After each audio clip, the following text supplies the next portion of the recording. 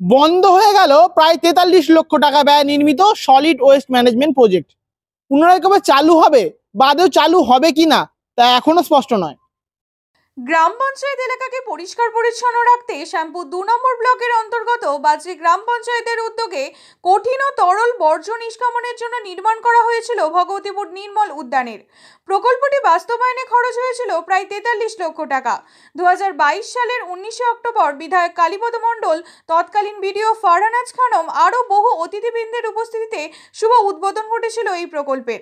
প্রাথমিক অবস্থায় গ্রাম পঞ্চায়েত ও জেলা পরিষদের উদ্যোগেই এই প্রকল্পের সমস্ত কাজ পরিচালিত হতো। পরে দায়িত্ব যায় বাজরি দিশারি বহুমুখী মহিলা সংঘের হাতে।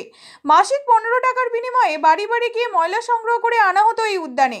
সেই ময়লা আবর্জনা পৃথকীকরণ করে পচনশীল বর্জ্য দিয়ে তৈরি করা হতো জৈব সার, যা কৃষিকাজে ব্যবহৃত হতো। প্রকল্পটি বন্ধ হয়ে যাওয়ায় জমে যাওয়া আবর্জনা নিয়ে সমস্যার মধ্যে পড়তে হচ্ছে গ্রামবাসীদের। কাজ হারিয়েছে এই প্রকল্পের সাথে যুক্ত বহু কর্মী। আর পঞ্চায়েতের প্রধান শ্যামসুন্দর মেটিয়া বলছেন, এর কোনো প্রভাবই পড়বে না লোকসভা ভোটে। তবে এর সঙ্গে ভোটের কি সম্পর্ক আছে বলে আমার মনে হয়নি, কারণ দিদির এত প্রকল্প আছে সারা পশ্চিম বাংলা জুড়ে। এই দিদি 100 দিন মেয়েদেরকে 100 দিনের টাকা দিয়ে দিল, ছেলে মেয়েদের জব কার্ডের টাকা দিল, সেখানে দিল্লি গভর্নমেন্ট টাকা দিল না, অথচ বাংলা গভর্নমেন্ট দিয়ে দিল। আবার দিদি 500 টাকা লক্ষ্মীর ভাণ্ডার ছিল, 1000 টাকাগুলো 1000 টাকার থেকে 1200 টাকা হলো। তার মানে কি এগুলো তো বহু সুযোগ সুবিধা পাচ্ছেই। সুতরাং এটা একটা নিশ্চয়ই তার মধ্যে আমার মনে হয় না এরকম প্রভাব পড়বে বলে। তবে বহু দিদির প্রকল্প আছে যেগুলো ওয়েস্ট বেঙ্গল গভর্নমেন্ট দেয়, স্টেটে অন্য কোনো রাজ্যের এইরকম প্রকল্পগুলো নেই। সুতরাং মোদির কোনো প্রকল্পই নেই যেখানে মানুষ খুব সুবিধা পেয়েছে, তাহলে তাদের ভোট দিচ্ছে কেন? এটা ওর সঙ্গে কোনো সম্পর্ক নয়। অনেক উপভোক্তাই আবার উৎসাহ হারিয়ে 150 টাকার বিনিময়ে কেনা আবর্জনা সংগ্রহের বালতি জল তোলার কাজে ব্যবহার করছেন।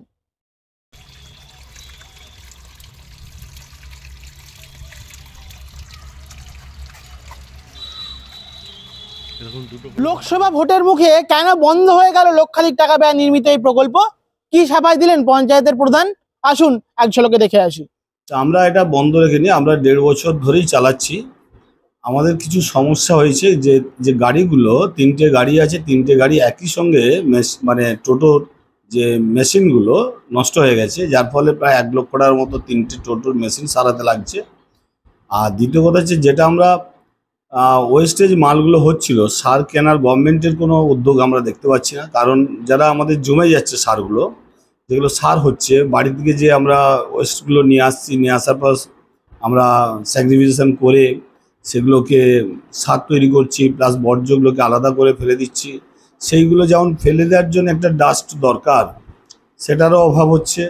সাথে সাথে চিকটিকগুলো যেগুলো আছে, যেগুলো নষ্ট করা যাচ্ছে না, সেগুলোকে আমাদের পুড়িয়ে মানে ছোট ছোট করে মেশিনেতে গুঁড়ো করে ওটাকে ভরে মানে বিক্রি করা উচিত। এবং সেই মতো আমাদের ট্রেনিংয়ে বলা হয়েছিল, কিন্তু সেইটারও কোনো মেশিন লোকালিটিতে নেই। হাওড়া জেলায় আছে, কোথায় উদয়নারায়ণপুর না কোথায় আছে, বা বাগনান কোথাও আছে, কিন্তু সেটা আমাদের শ্যামপুর থানাতে কোথাও নেই। যার জন্য সেই চিকের রাশি হয়ে যাচ্ছে, জমা হয়ে যাচ্ছে।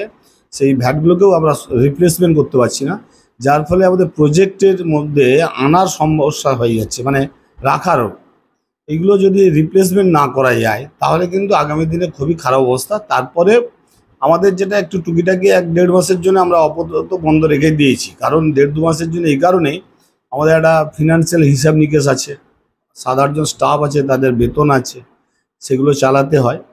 যার ফলে একটু সমস্যা আছে বলে সাময়িকভাবে প্রায় বন্ধ করে রেখে দিয়েছি আপাতত। দেখা যাক, আমরা মানে যদি গভর্নমেন্টের কোনো পাই, যেগুলো এই চিকটিকগুলোকে স্কুইজ করার জন্যে মেশিন টেশিন লোকালিটিতে কোথাও পায় বা আমাদেরকে দেওয়ার ব্যবস্থা করেন সরকার, তাহলে আমরা আবার চালুটা করব, এটা আমার দৃঢ় বিশ্বাস আছে।